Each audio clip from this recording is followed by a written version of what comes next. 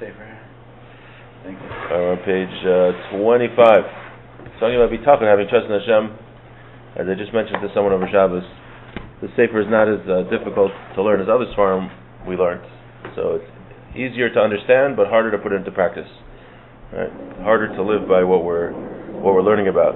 We talked about a lot of ways that we can work on that. One is what we're doing now by learning.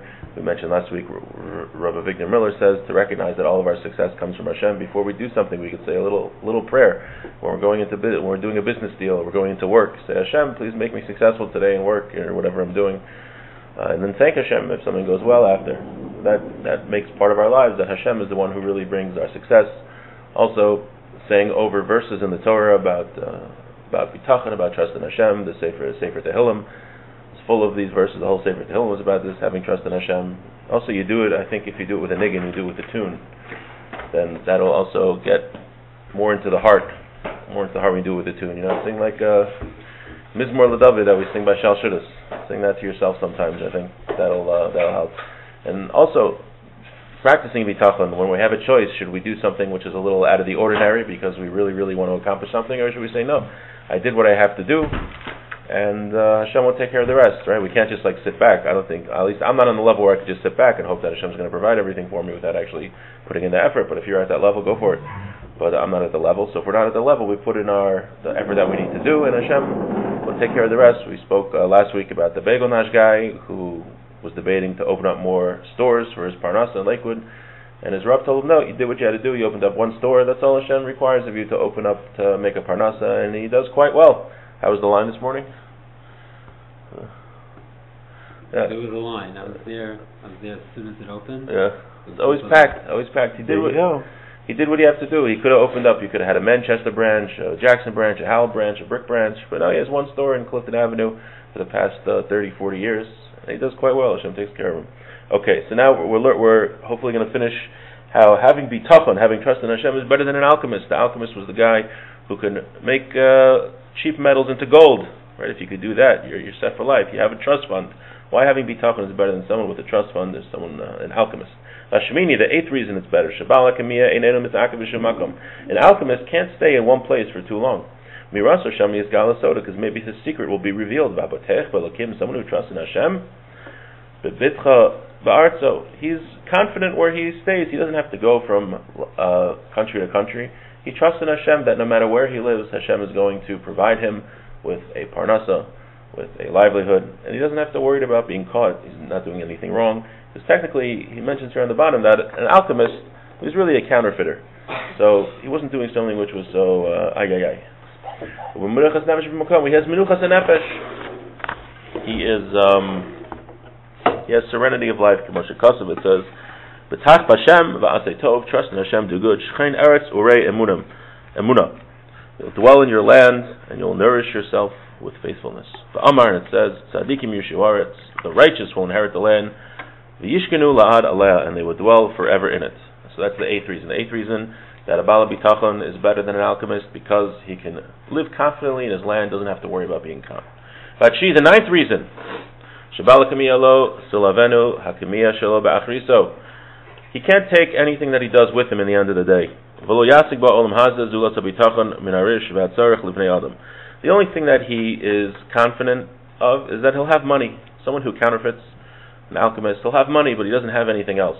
And he points out on the bottom here that we mentioned before that even an alchemist is not guaranteed to have money, because we said that he could get discovered, he might not be able to, if he makes a ton of gold, he's worried about getting it stolen.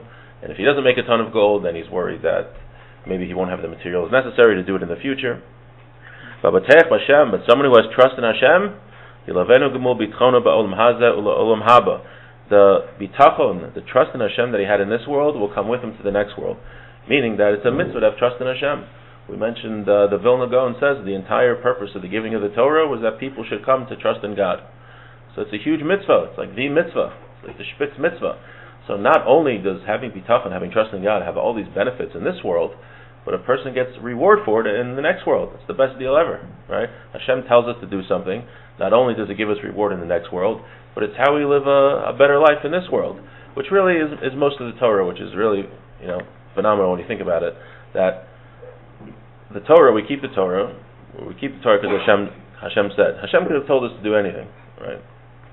Hashem told us to do a certain set of things. Hashem made us, and He gave us a guidebook about how to be, about what to do.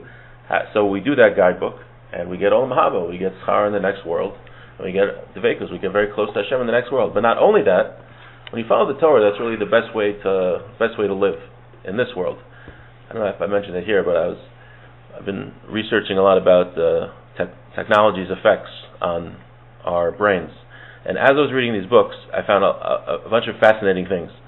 Besides the issues with technology and how it affects us cognitively and emotionally, there was one book written by a guy, Jonathan Haidt. He's an atheist, Jewish fellow. Stop me if I mentioned this before.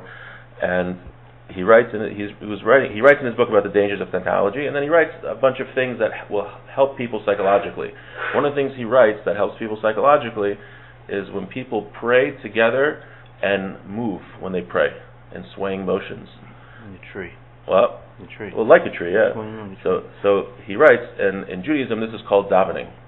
They've done studies that davening helps people psychologically. When you pray together in a group and you do synchronized movements, for some reason, I didn't get why, but for some reason that helps people psychologically. This guy's an atheist, by the way.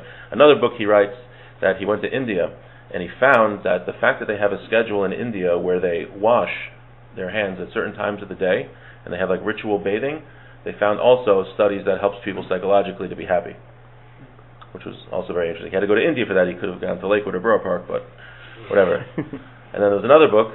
So for some reason he's an atheist, even though he's finding that all these things in Judaism like help people psychologically, which is very interesting. There's another book I was reading by Dr. Cal Newport, who's a non-Jew.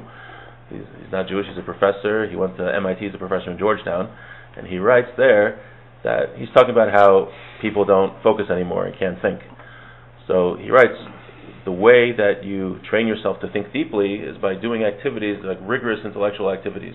So I'm reading this book, and then he says in the middle that an example of a rigorous activity that teaches you how to think and focus is Talmud study. And the guy's not Jewish, and he's like, for a whole chapter, he's talking about the benefits of Talmud study.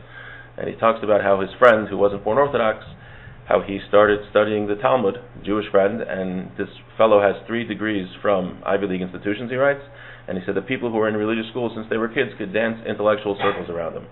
So my point in bringing all of this in is that it happens to be Hashem gave us a Torah. Hashem wants to follow what he says, but Hashem happened to give us a Torah that is the best way to live. So scientists are slowly finding out that this helps this mitzvah that Hashem gave us happens to help us this way, happens to help us that way. It's a big chesed from Hashem, right? Hashem gave us the best way to live is by living through the Torah. They say a mashal that right, if you live a different way than the Torah says, it's like putting a tire on a car that isn't the best fit. Your car will go for a few miles, but eventually it's going to conk out. It's going to break down. The only way to live a successful life is to live the way the Torah says, which makes a lot of sense. Hashem created a person, and He told us, He gave us the guidebook, the manual. This is how you operate the person. The best way is by following the Torah. So Hashem gave us Bitachon. Hashem told us the mitzvah Bitachon. So not only does Bitachon give us Olam Haba, reward in the next world, but also it makes us successful in Olam Haza. Okay. It says, V'abatech b'Hashem chesed yisovavena, that someone who has trust in Hashem, kindness will surround him, which means Olam Haba. V'amar, it says, Ma rav tuvcha, how great is your goodness, asher tzavanta l'recha, that you hid away for those who fear you. So let's finish with the 10th reason of why someone who has Bitachon is better than the alchemist. Vasiri, the 10th reason, so if the secret of the alchemist is revealed, it'll be the reason for his death. What he's trying to do is the opposite of how the world is supposed to operate. We said he's a counterfeiter. And when he doesn't know how to reveal a secret, Hashem will make that. Hashem will bring about events that will cause his death. But someone who trusts in Hashem, on the contrary, when people know about someone who trusts in Hashem, he's going to be looked upon as a greater in the eyes of people. So the alchemist, people are going to try to kill him or destroy him. The authorities will try to arrest him, murder him when they find out what he's doing. But someone who has trust in Hashem, when people see how he lives with a faith in God, he's going to appear greater in their eyes. People will honor him.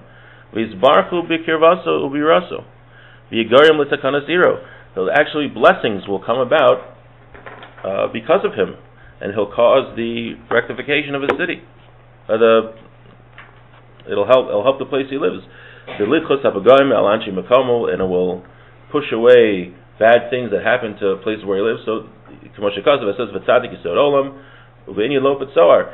He is a righteous person is the foundation of the world, and like Lot and Zoar, the city of Zoar wasn't destroyed because Lot lived there, even though he wasn't such a Baal Bitachon, but he was associated with Abraham. A tzaddik brings schusim, brings merits, and protects his city. I think Rav Gifter said when he was in yeshiva in Telz in Europe, the non-Jews would ask the yeshiva bachrim to walk on their ground, walk on their property, because they felt when the yeshiva bachrim would walk, it would bless the crops. They could sense there was something special about the yeshiva students. When a person is a tzaddik, people realize there's a sense, right? Sometimes you're around a great person, a big Talmid Chacham, a gadol. You could feel that there's something there, and other people feel it also. And the point where when Rav Gifter was in Telz, the non-Jews would ask the yeshiva bachrim to walk on the land. It's a famous story with in World War II. The United States government did very little to save Jews from Europe. In fact, they thwarted most of the efforts to save the Jews from Europe. And one of the people responsible for that was this guy Breckinridge Long. He was the Undersecretary of State at the time. He was in charge of bringing refugees. He was a classic WASP, anti-Semite, and for some reason he helped bring Rav Aaron Cutler, saved Rav Aaron Cutler, the founder of Lakewood Yeshiva, to America. He wouldn't help anybody else. He really tried to make sure he did not want Jews in America. So someone asked him, we know you don't like Jews, why did you help Rabbi Cutler get to America? He said, because he acts like a Jew. There's something, he dresses like a Jew. He didn't like these Jews that were trying to act like non-Jews. Leave us alone, don't try to mix into us. He recognized Rav Aaron Cutler, so as doing what he's supposed to do. Okay, let's just finish this paragraph. And Mitoelas Habitachon Bashem be'inyan. That's the next thing. So let's stop. We'll stop here with that. Okay, Shaar. The joke's on him. What? Oh.